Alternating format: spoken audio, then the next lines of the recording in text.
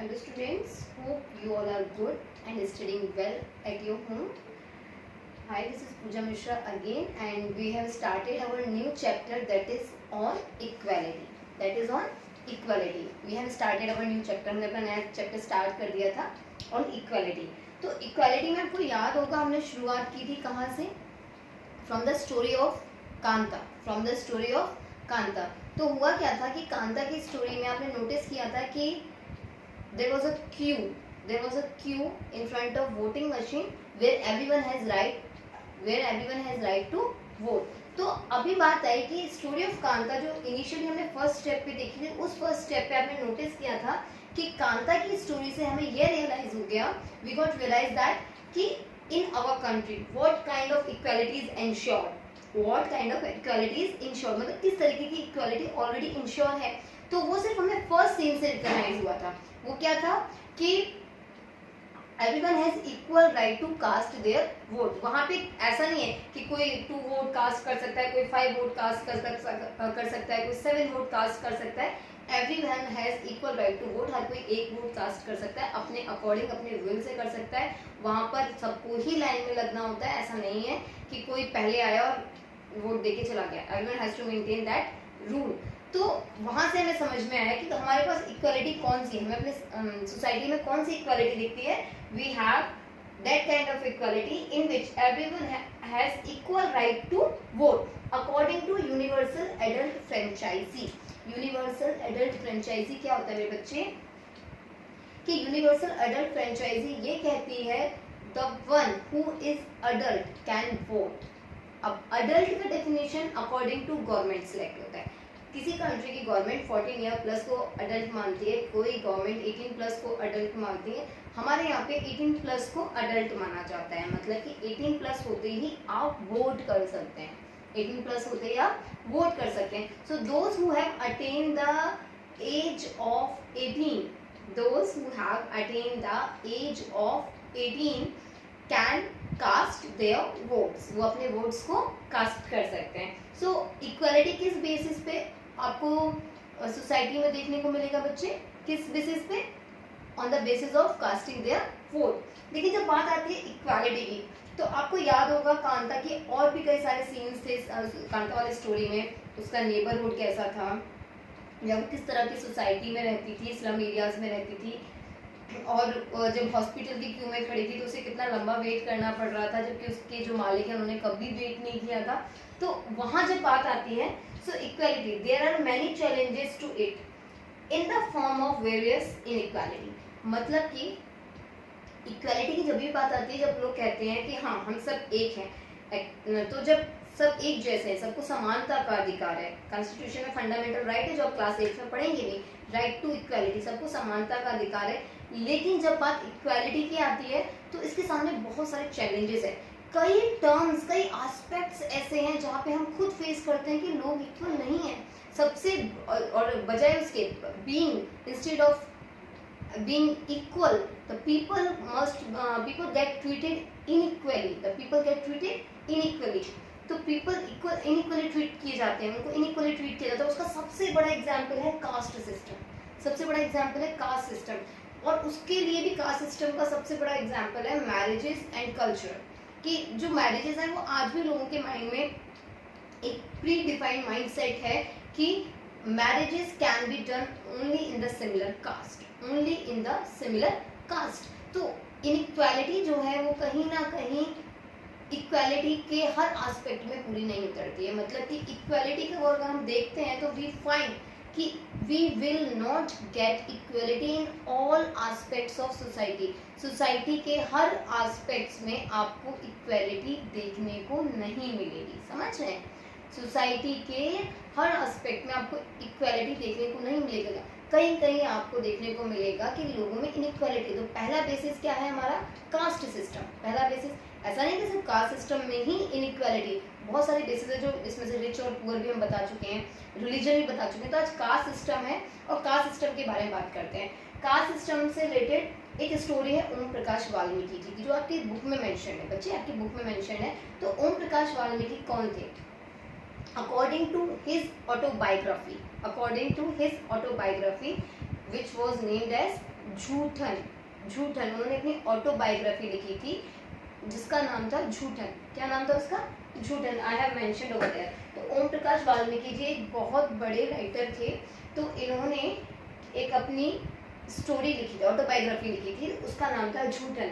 उस झूठन में उन्होंने डिस्क्राइब किया है कि कैसे कास्ट सिस्टम के बेसिस उनके साथ इनइक्वली ट्रीट किया जाता था, उन्हें इनइक्वली ट्रीट किया जाता था।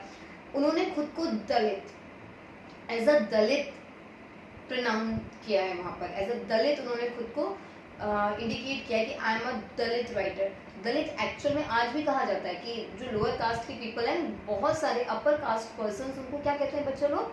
उनको दलित कहते हैं। जबकि ये दलित वर्ड हमारे कॉन्स्टिट्यूशन में नहीं लिखा है कि आप उनको दलित कहेंगे, उनको आपको दलित कहने का अधिकार नहीं है, हाँ, लेकिन उनको कहा जाता है, ठीक है, उनको दलित कह दिया जाता है। तो उन्होंने कहा दलित, उन्होंने दलित की डिस्क्रिप्शन दी थी, डेफिनेशन दिया था कि Dalit is a broken person, Dalit is that who has been broken, जो पूरी तरह से टूट चुका है वही दलित है। ये उन्होंने अपनी झूठन जो ऑटोबायोग्राफी थी उसमें कहा था। तो ओम प्रकाश वाल्मीकि जी ने कहा कि ऐसा है, उन्होंने उसमें बताया अपनी ऑटोबायोग्राफी में कि किस तरह से he was not allowed to sit with the other classmates, he was allowed to sit separate in classroom. उनको क्लासरूम में सेपरेटली बिठाया जाता था। मतलब कि इनिशियली क्या होता था कि अभी तो हम लोग के पास स्कूल में आप देखो ना टेबल चेयर है, we are having proper table and chair, well facilitated schools, classrooms, but initially जब वहाँ पे होता था तो इट वाज लाइक मैट्स होते थे, मैट पे बच्चे बैठते थे, तो उनको मैट पे भी नहीं बैठने दिया जाता था, उनको बिल्कुल पीछे लास्ट में बिठाया जाता था कि जहाँ पे मैट भी नहीं होता था। और कभी कभी उन्हें क्लास से बाहर बिठाया जाता था कि तुमको बाहर से बैठ के सुनना है, जो भी अंदर स्टडीज चल रहे हैं उनको। तो उन्होंने अपने बारे में बताया है इसमें। साथ ही साथ जब वो क्लास 4th में थे तो उनके हेड मास्टर ने उनसे क्या करवाते थे, उनके हेड मास्टर उनसे प्लेग्राउंड और स्कूल में स्वीपिंग कराते थे, स्वीपिंग, झाड़ू लगवाते थे। So one day what happened when his father saw that, वो उनको वापस ले गए, उन्होंने कहा तुमको ऐसा करने की ज़रूरत नहीं है। तो उन्होंने बताया है अपनी स्टोरी के बेसिस से कि किस तरह से कास्ट सिस्टम एक पर्सन से उसकी एजुकेशनल राइट्स छीन लेता है, उसके लिविंग राइट्स छीन लेता है। वहाँ पे उन्हें इक्वली ट्रीट नहीं किया जाता था। देखो स्कूल में वहाँ से उन्हें वहाँ से even he was not allowed to drink water from the source from which other students drinking their water, जहाँ से और स्टूडेंट्स अपने वाटर के लिए अपनी कैपेसिटी, जो भी उनका वाटर रिक्वायरमेंट था उसको कंप्लीट करते थे, जिस किसी भी सोर्स से, चाहे वो टैप हो, चाहे वो पॉट हो, कहीं से पानी पीते थे। ओम प्रकाश वाल्मीकि जी को उनके स्कूल डेज में वहाँ से पानी पीने नहीं दिया जाता था। क्यों? Because according to their mind set, लोगों के जो हेडमास्टर थे, जो उनके टीचर्स थे या जो उनके क्लासमेट्स, उनका माइंड सेट था कि ये क्या है, he is not a upper caste person, he is a lower caste person, और इसकी वजह से इनको वो सेम अधिकार नहीं है जो हमें है, सेम। तो caste system is the you can say is the aspect in which you will find an inequality, you will find an inequality। Caste system के बेसिस पे आप लोगों में बहुत ज़्यादा इनइक्वालिटी देखेंगे। आज की डेट में तो काफ़ी कुछ चेंजेस हुए, जैसे आपके स्कूल में अभी तो ऐसा नहीं होता ना, अभी आप लोगों के स्कूल में ऐसा नहीं है कि नहीं यहाँ से पानी अपर कास्ट के लोग पी रहे हैं, यहाँ से पानी लोअर कास्ट के लोग पी रहे हैं, इस क्लासरूम में अपर कास्ट के, इस classroom, we all are enjoying our life together, we all are enjoying our life together. तो ये नहीं है, तो चीज़ें धीरे धीरे चेंज हुई, तो वही चीज़ आती जब इक्वलिटी की। लेकिन आज भी कई एरियाज ऐसे हैं जहाँ पे कास्ट सिस्टम इतना ज़्यादा प्रिवेल है कि वहाँ पे इनइक्वालिटी देखने को मिलती है। वहाँ पर क्या देखने को मिलता है? इनइक्वालिटी देखने को मिलती है। तो आज के लेक्चर में हमने क्या सीखा कि इक्वालिटी अभी तक हमने सीखा, इक्वालिटी अभी तक कहाँ पर है? सिर्फ और सिर्फ अपने वोट्स को कास्ट करने के लिए इक्वालिटी लोगों के अंदर दिखाई देती है, या हमारे कॉन्स्टिट्यूशन में है। हमारे कॉन्स्टिट्यूशन में राइट टू इक्वालिटी जब ऐड हुआ एज अ फंडामेंटल राइट, तब ये चीज़ें धीरे धीरे ओवरकम करना शुरू हुई। लेकिन सोसाइटी में आज भी लोगों के माइंडसेट में कहाँ पे इनइक्वालिटी है? कास्ट सिस्टम में, जिसका सबसे बेस्ट एग्जांपल है मैरिज सिस्टम। मैरिज सिस्टम में आज भी 90% persons want their marriages to be in same caste person. तो वही चीज़ है, ये सबसे बड़ा एग्जांपल है इनइक्वालिटी का, कास्ट सिस्टम का। अब कास्ट सिस्टम ही सिर्फ इकलौता इनइक्वालिटी में नहीं आता है, इसमें इकोनॉमिक स्टेटस भी आता है। someone is so rich, someone is so poor, someone is so rich and someone is so poor। तो यहाँ पर भी इनइक्वालिटी देखने को मिलती है। यहाँ पर भी क्या मिलती है बच्चे?